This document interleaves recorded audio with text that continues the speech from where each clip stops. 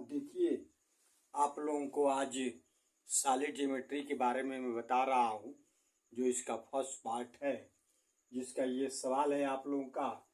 एक घनाभ का संपूर्ण पृष्ठ ज्ञात कीजिए जिसकी लंबाई 15 सेंटीमीटर, चौड़ाई 10 सेंटीमीटर और ऊंचाई 5 सेंटीमीटर हो। समझ में आ रहा ना?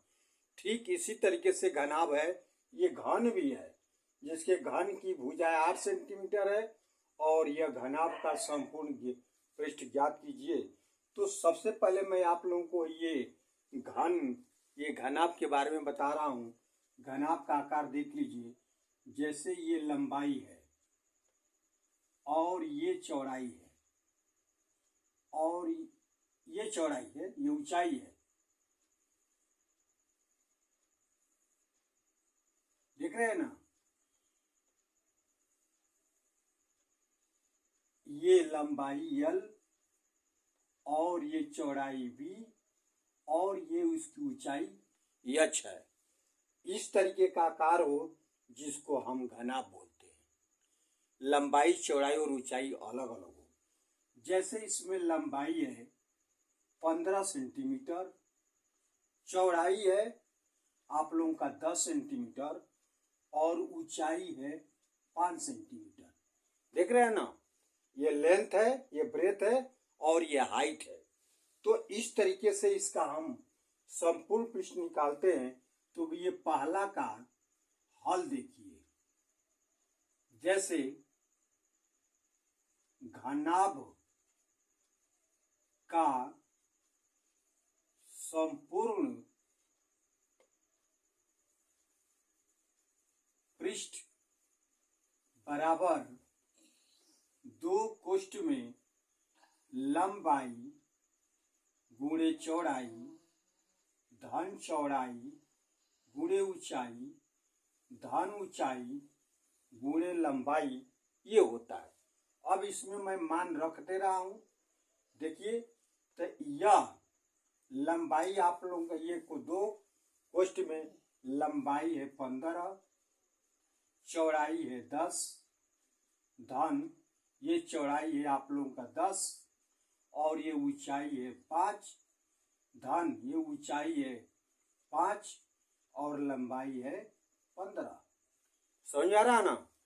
अब देखिए, इसको कोष्ठक को हल करेंगे, अर्थात इसको गुणा करना, ध्यान से देखना, गुणा भाग गलती होगा तो ये 10 में, ये 15 में 10 से गुणा करोगे तो 150, ठीक। और 10 में 5 से गुणा करोगे तो 50 और 15 में 5 से गुणा करोगे तो 75।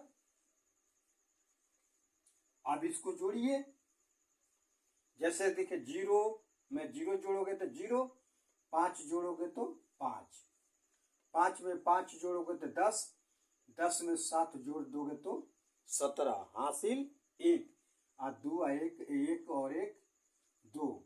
फिर इसको गुणा कर दो, 2 गुणे 275 अर्थात 2 पचे 10 हासिल 1 और 2 7 14 1 हासिल 1 15, 15 के 5 और 2 दूनी के 4 1 हासिलिया 5।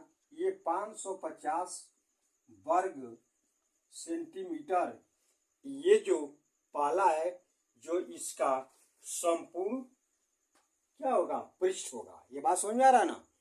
अब ठीक इसी तरीके से जो दूसरा सवाल, यही आप लोगों का क्या है, आंसर है इस पूरे दिए हुए घनाभ का संपूर्ण पृष्ठ। अब ये दूसरा सवाल ये है, एक घन है जिसकी भुजाएं 8 सेंटीमीटर है, तो इसका घन का संपूर्ण पृष्ठ निकालना है। देखिए ध्यान से, अब मैं दूसरा बता रहा हूं, ठीक है ना? अब देखिए, जैसे दूसरा, अब घन कैसे होता है, वैसे ही आकार होता है, लेकिन इसमें ये होता है कि लंबाई और चौड़ाई और ऊंचाई सब सेम होता है। देख रहे ना? ये भुजा ए है, ये भुजा ए है, ये भुजा ए है, अर्थात लंबाई भी ए है, चौड़ाई भी ए है, ऊंचाई भी ए है, अर्थात इसकी ये कितना है, 8 सेंटीमीटर का है। समझ आ रहा है ना? अर्थात ए भुजा वाले घन है जिसकी भुजा क्या है 8 सेंटीमीटर है। तो यदि सारे जिसकी लंबाई चौड़ाई ऊंचाई सब बराबर हो उसी को हम क्या बोलते हैं, घन बोलते हैं। इसलिए अब लिखेंगे यहाँ पर घन का संपूर्ण पृष्ठ बराबर 6 गुणे ए स्क्वायर। जो ए क्या है, ये भुजा है, ठीक है। अब इसमें 6 गुणे ए का मान क्या है 8 है और ये वर्ग है, अर्थात 6 गुणे 8 का वर्ग का मतलब 8 गुणे 8। अब इसमें गुणा करोगे तो ये 6 गुणे 8 टाइम 64। फिर अब इसमें गुणा कर दो तो 6 चौके 24 के 4 हासिल 2 और 6 के 36 और 2 38। इतना वर्ग सेंटीमीटर ये इसका आंसर है। अर्थात जो दूसरा है जो घन दिया हुआ है उसका संपूर्ण पृष्ठ 384 वर्ग सेंटीमीटर होगा। यह लिखना मत छोड़ना कतई, जिस इकाई में होगा उस इकाई में लिखना अति आवश्यक है। अब ये मैं इसका जो पहला पार्ट था सॉलिड ज्योमेट्री का, अब इसका दूसरा भाग जो होगा मैं अगले एपिसोड में दूंगा। ये जो मेरा ये आप लोगों को ये समझ में आया हो तो आप लोग लाइक और सब्सक्राइब अवश्य करें।